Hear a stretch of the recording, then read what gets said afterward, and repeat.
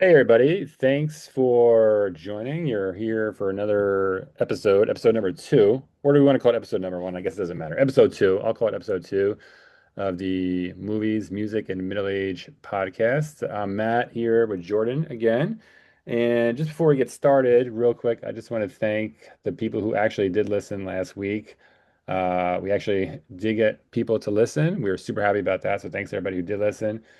We are on YouTube. We are on Spotify. We are on Apple Podcasts. And going forward, just to make it easier, I'm going to put the link to each of those pages in the description of the episode. So if you want to listen on either of those platforms, you have the option. So thank you again to everybody listening. And if you are listening, the standard disclaimer here, if you can follow us or subscribe, we would appreciate it. And yeah, with that, we'll jump into today's episode. I'll throw it to Jordan. Jordan, what are we talking about today? Well, first I wanted to let you know, I was able to land a sponsor for today's episode. A sponsor? Uh, today's episode is sponsored by Smilex.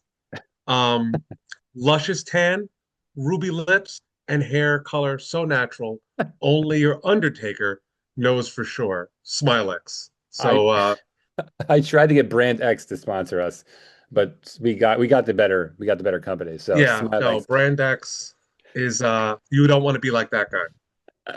he's been using Brand X and he did He's not been get using Brand sponsored. X. So for the people who aren't hardcore 1980s comic book adaption nerds like Jordan and myself, we are talking about the Michael Keaton version of Batman. For those of you who were able to figure out what we were talking about from Jordan right there, please email us. We want to hang out with you because you're probably our best friend. Uh, yes, we Yeah, are I, talking I think I know four people like personally who would be like, I got it immediately. four people. Yeah, my son would know it. I don't know. I'm a couple other people I would know. Hopefully somebody out there listening. So yes, again, to keep our finger on the pulse even more than last week, we were in 1990 to 1993. We're even more in the future now. We're going backwards to 1989, right? So this movie, Batman 1989, is obviously late 80s movie here, but it was the first live action movie of Batman. Obviously, well, movie, right? Adam West would like to have a word with But you. it wasn't a movie though. It wasn't a He did movie. have a movie, Oh, you're right. You are right. It Batman the was a movie. movie. Was I that a believe they, theatrical or was that a TV movie? it might have been theatrical. I don't know for sure. Fantastic movie. Unfortunately, there is no bat shark repellent in the Tim Burton version. There weren't any bats uh, around in this. Not bats, sorry, sharks. There weren't any Uh, sharks in this for in them to this jump.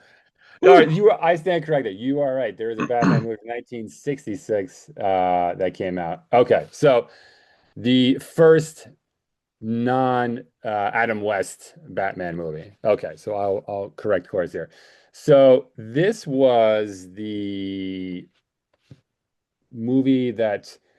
third movie for Tim Burton. Tim Burton did Pee-wee's Big Adventure, I believe it was 1984, and then Beetlejuice came after that, and then this was the third movie that Tim Burton had done. But he wasn't really, I mean, looking back now, right? He wasn't Tim Burton, right? In quotes, he wasn't Tim Burton yet, right? He was Yeah. kind of a weird, artsy, probably late 20s at that point, right? With his curly hair. He wasn't the Tim Burton commercial director that he is now. I don't know. I don't think anybody really, I mean, other than people saw his first two movies, I don't think he had a lot of fans. I don't think really people knew who he was, right, at that point.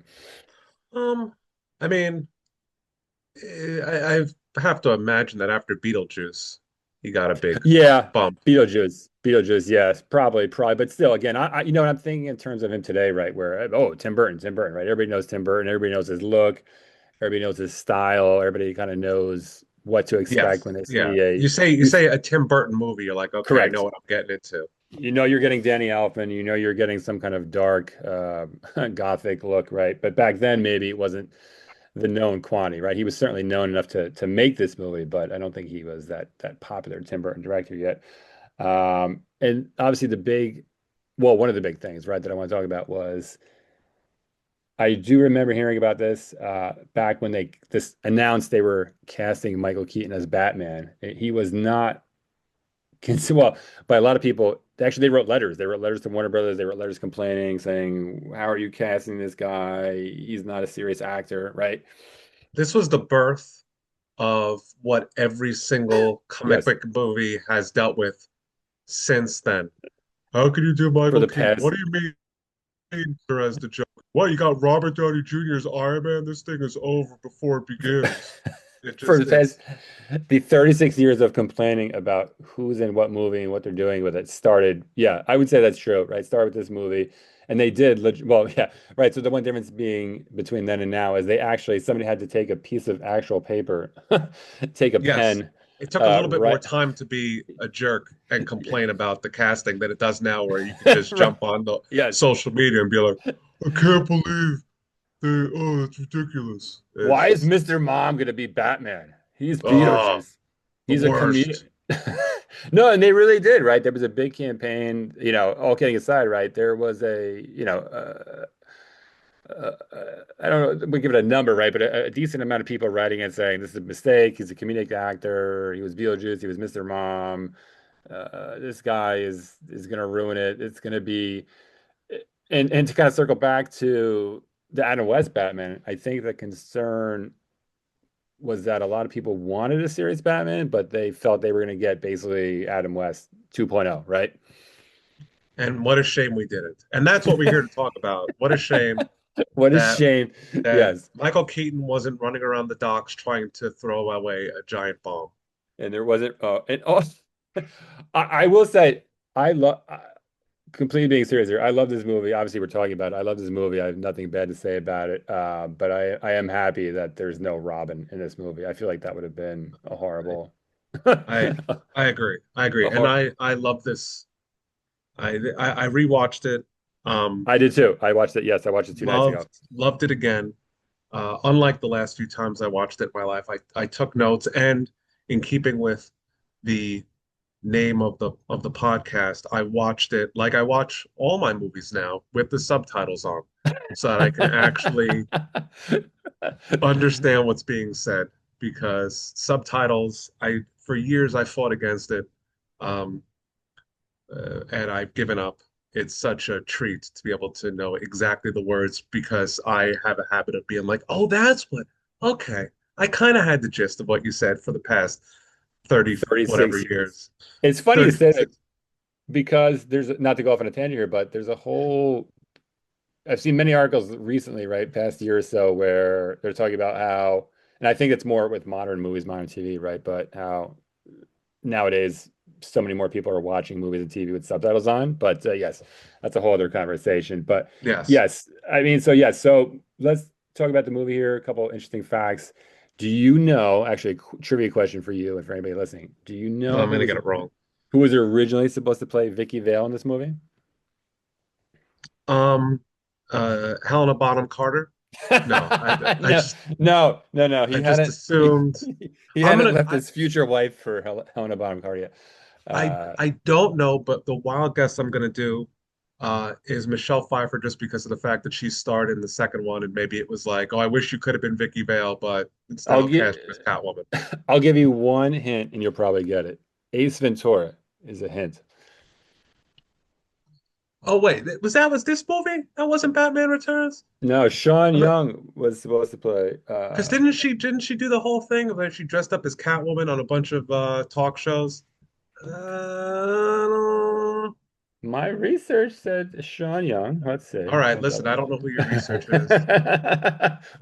my it was I believe it was trustmebro.com. Um yeah, Yeah, no, I was right. Yeah, no, I was right. That's what it all says. right. Yeah, yeah, I was right. I Okay, believe yeah, you. made me think. Yeah, so she was supposed to Vicky, I'm sorry, Sean Young, who played well actually I don't know, what do you call I'm like, Tone Loc was going to be Vicky Vale? Tone Loc, Tone Loc, or Udo Kier was gonna play Yeah, was gonna that's play Vicky Vale. crazy. Didn't know. Anyway, Sean Young, who was in Ace Ventura and was also in the original Blade Runner movie, was supposed to play Vicky Vale. She had a horse riding accident, and at the last minute, which has probably happened in about 100 different movies over the years, they replaced her with Kim. Do you say wasn't there was there a Passenger or yeah, Bassinger? yeah, what was I have no idea. let's call her Kim Basinger. So she was replaced by Kim Basinger and wound up playing Vicky Vale. Uh, one thing that I always find funny, right, about this movie, and this is when I took notes. I've thought about this over the years, but I forgot about it, and then I remembered it last time I watched it 2 days ago. Was that did you find it odd that they're having the big save the Gotham, right, the 200th anniversary festival Yes. at Bruce Wayne's house, and they're in the room with Bruce Wayne, but somehow Alexander Knox, who works for a newspaper, right, and Vicky Vale, who's a photographer, don't have any idea what he looks like. I noticed that. Knox, he has no excuse. If you're a newspaper writer in Gotham City, you should know who Bruce Wayne looks Whose and what he house am goes I through. in? How did I Yeah. get here? Bruce Wayne. I mean, Vicky Vale, I'm I going to give her the benefit of the doubt because she's out there in Corto courts. Maltese Yeah. taking war photography. I wanted to start. We jumped right in. There was something I wanted to start with Please go immediately ahead. Go ahead. because I took notes, which is something I don't like to do.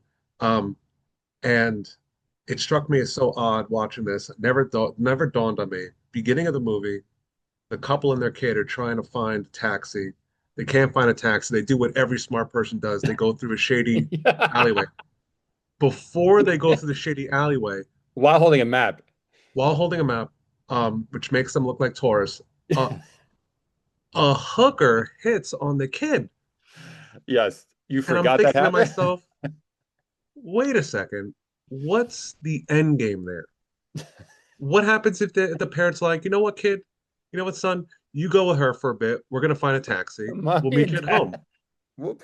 Here's here's $10 for a cab ride home and I guess, money for a tip. Yeah, I don't I don't know what the thought process was there. 5 minutes in, five 5 minutes. minutes in, I mean, it was hooker immediately, hits on a right? kid.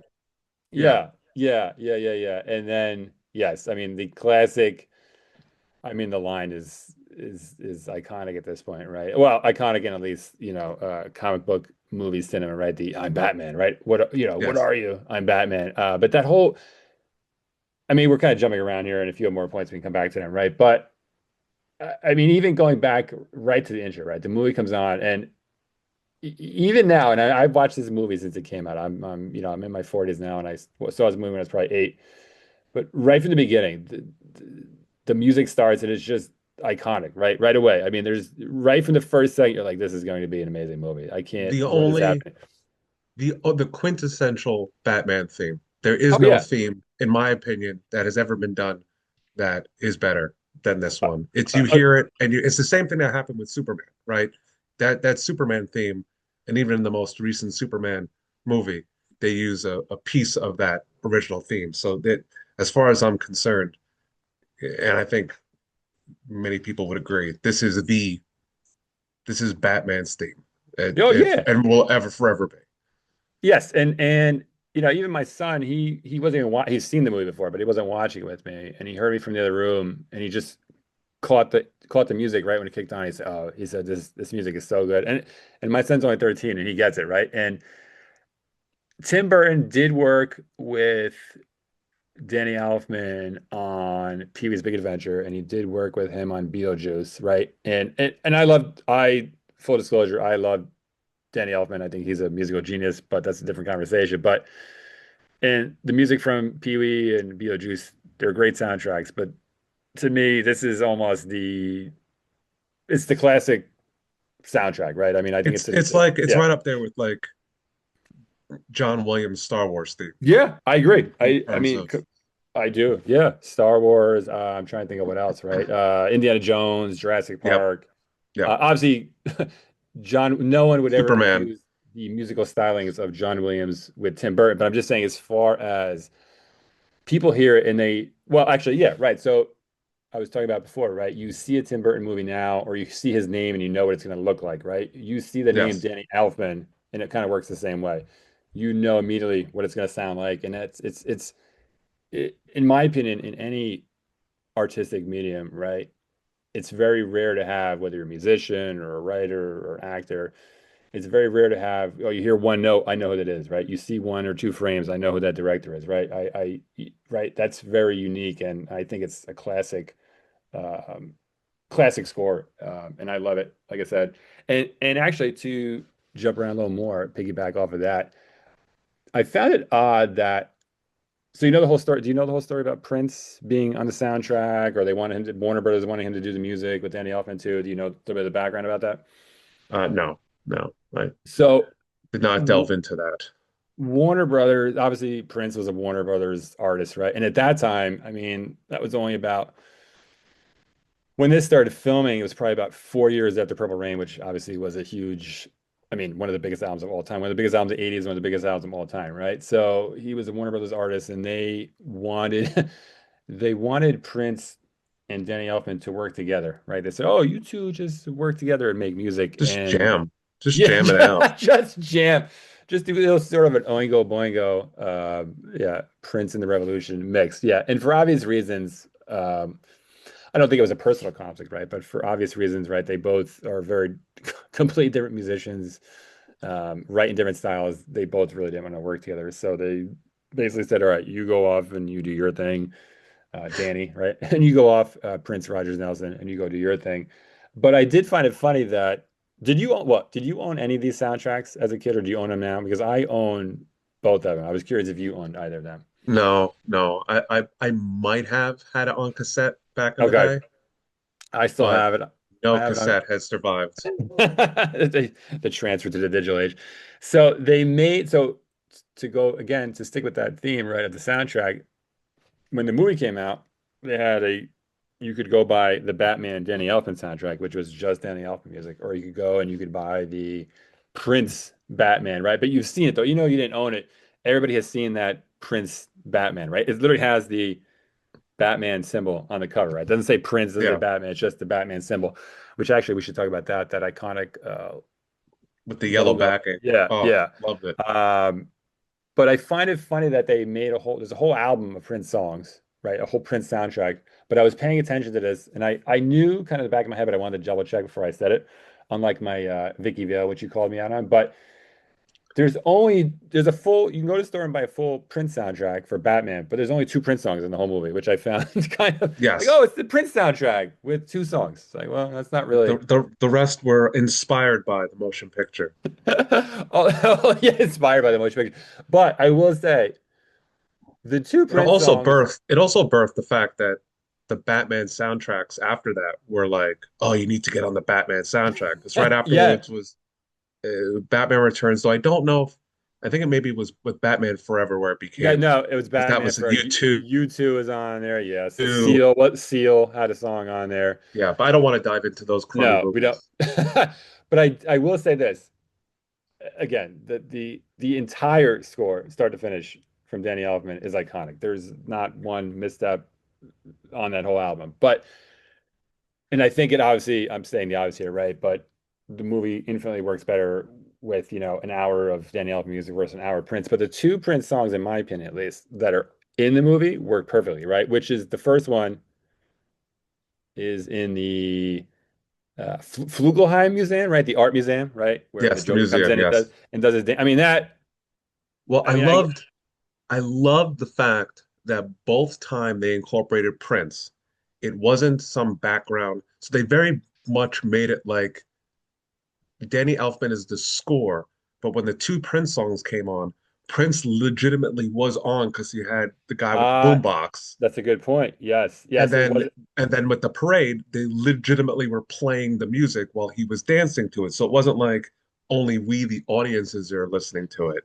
It was actually part of the movie that he's playing Prince. But if you think about it, that also brings one of the things I love about this, and there's so many things I love about it, this I could movie. talk about this for, yeah, two And there are hours. many things that I can actually joke about this movie about that I think are hilarious and things that have actually bugged me for 36 years. Well, one of them I will definitely bring up before this is all over. But like what I love the fact that I have no idea what time this takes place in.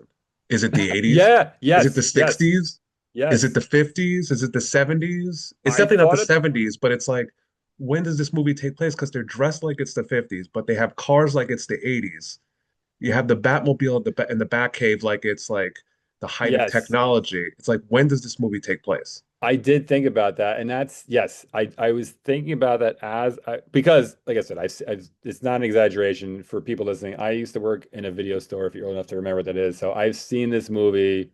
I'm not exaggerating, probably about 30 times, right? But I was purposely watching for things, right? Rather than kind of enjoying, I was actually purposely watching for things I want to talk about, and I noticed that exact same thing when I watched it the other day. That the suit right there, they're not the collars, right, but the jacket, right, the way the folds on the jackets, right, very 1940s, right. You didn't know they're using, and I think they're even using. There's a scene in front of City Hall where the Joker does his famous, scene where he throws Oh, I've got something on the that the also. feather pen into his neck, but they're using Tommy guns, right? I mean, Yes, that's a yes. very, hey, 1920s, 1930s gangster kind of movie. Can I just say, um, and I'm gonna jump around. Obviously, we are, Please. but the pen when he comes in there and he goes, hey, Uncle Ben. and he takes the pen, right, the feathered quill, and he stabs the guy in the neck. He throws it into his neck. Yeah. Throws it like a dart right into his neck. That's a massive Pair velocity he's got, though. He's got massive one strength in his massive velocity. He could have been a pitcher. Um, 5,000 PSI out of his arm. two, there are two police officers in the background of that scene, and the man gets darted in the neck. No one moves.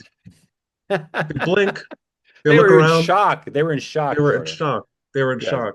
Gotham's finest do nothing. And then right The after red that, shirts. the Tommy guns come out. Yes, the Star Trek red shirts. They were just there They made to appearances. get They were wearing red shirts underneath their to get mowed Gotham. down by Tommy Got guns. And it's like, well, wait a second. Do something. They were so quick to start shooting when Lieutenant Eckhart told them to shoot to kill. You got it? Know what I'm You saying? Know what understand I it? Know mean? what I'm saying? Could they have made that guy look? I mean, I love Eckhart. Yeah, but could they have made him look any more pathetic, kind of sad sack than they made him in that movie? He looked like Pathetic. he was sweating, just It's a about to have a greasy, heart attack the greasy guy. entire movie. He did, Just he didn't think about the future is the problem. he didn't. He did not think about the future. And that was another thing. His line and as a kid, I always thought it was so ridiculous where he goes, where do you spend your nights? And Where as a you been kid, spending your nights? it didn't dawn on me at all. And I'm watching it now. I'm like, oh, he knows that he's sleeping around with You Grissom's think lady. so? I never thought And I'm about it like, that way. and I'm Maybe, like, yeah. that's oh, I know where you been spending your nights. Oh, because that would make sense as to why Grissom all of a sudden has decided to hang him out to dry. But yeah, I found it funny that he throws the pen like a dart, and the cops are just like, did he throw a pen? What? And then you get the classic quick scene where he's driving away and he puts his index finger and his thumb together and waves with his pinky to Yes, Bruce Wayne as he's to driving away. for no reason. Doesn't For no reason. another person who doesn't know apparently who Bruce Wayne is Yeah, because no, he's the yes, most he is the richest man in the entire city, which is basically supposed to be, I know it's Gotham City, but it's supposed to be the equivalent to New York City, right? It's, this massive city. It's not New Brunswick, New Jersey. It's a massive city, but no one. they've done a And, lot in New Brunswick. yeah, it looks like Gotham. Nobody knows what he looks like. I want to talk about real quick too. Can we talk about Alfred, played by the late Michael Goff? And I did look that up. It actually is Ah, pronounced Goff. It's like cough, but with a G. It's Michael Goff.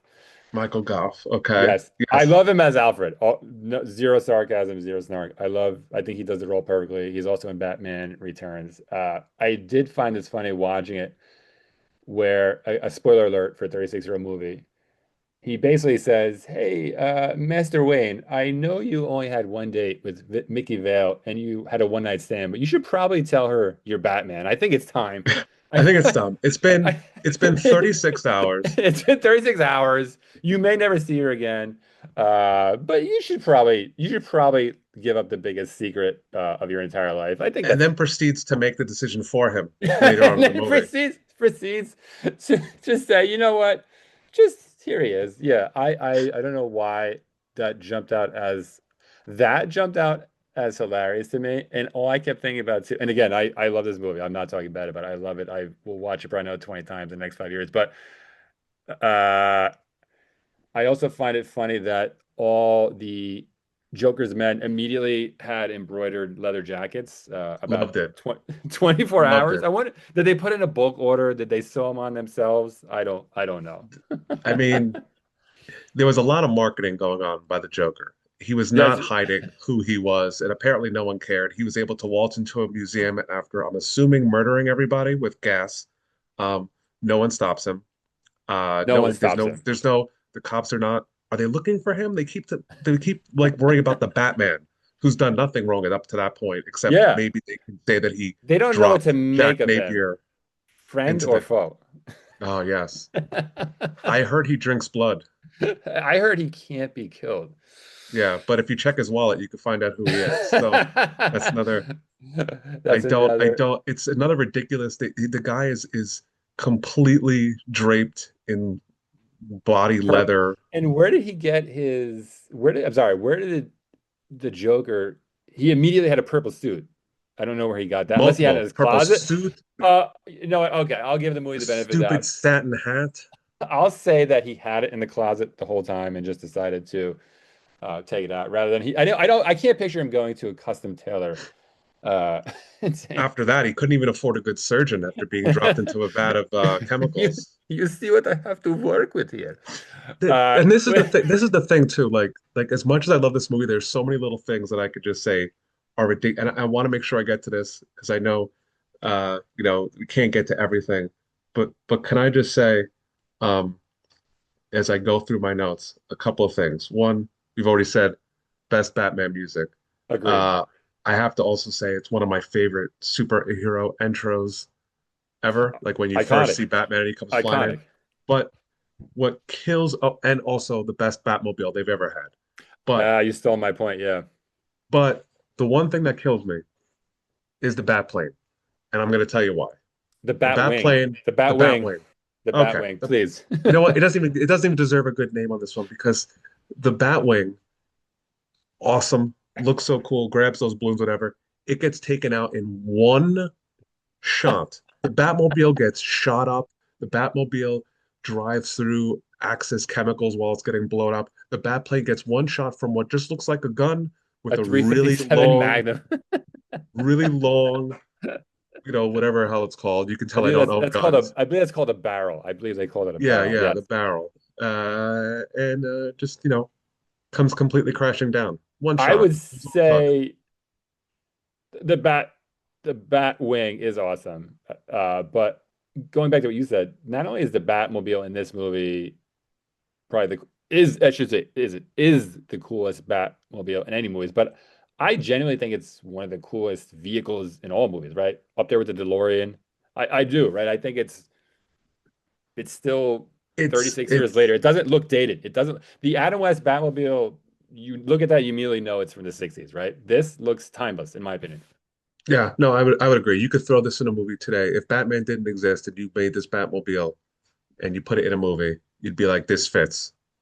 And I It, yeah, it is I it is agree. it's fantastic. And the yeah, no, I love it. I love everything, every single thing about it. It was the coolest car.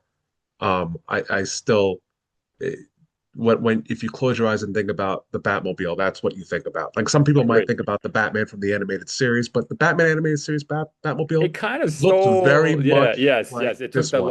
the long, 80% of the vehicle was in the front, and then there was this small section in the back that had Yeah. wings, or whatever you want to call them. And we only have about 5 minutes here, so I want to make sure we get to everything. But to kind of go back again to what you said about how the movie, what year does it take place? Is it the 40s, is it the 50s, et cetera? I think that actually benefits the movie, right? Because to me, the movie looked amazing when it came out, but even watching it then, it looks amazing now, and I think it looks amazing because it again, you look at a movie from the 1960s, sometimes you can say, oh, this is from the 60s. You can see it's from the 70s. You can see it's from the 80s. The fact that this movie, the fact that you watch it and you're not sure when it takes place, I think benefits it, right? I think That's one of my, yes, 100%, because that's one of my favorite things that I get to laugh about when you watch things like Aliens or Star Wars or Star Trek. They've already decided what the future looked like, and the future looked kind of 70s. So you watch the new shows and the new movies and everything, and it's like I was watching Alien Planet, or no, sorry, Alien Earth, okay, and and they're like sitting on a couch, and I'm like, that kind of looks like something you'd see in a penthouse in the 70s. yes, And it has to yes, be because that's the time, even though it's the year like 2100 something. So it's like so with yes, Batman, they don't get stuck in that because it's not there's no shag carpeting that they go, well, if we make a sequel, we're gonna have to have shag carpeting no matter what. correct, correct. And like I said, I think that benefit and the movie, it's a timeless look, but it just looks amazing. I would almost say there's three main characters to this movie. I would say Batman is obviously the main character, but I would almost make the argument that the music by Danny Elfman and the actual set that there's it's all a set. It's not a real city for those people who don't know.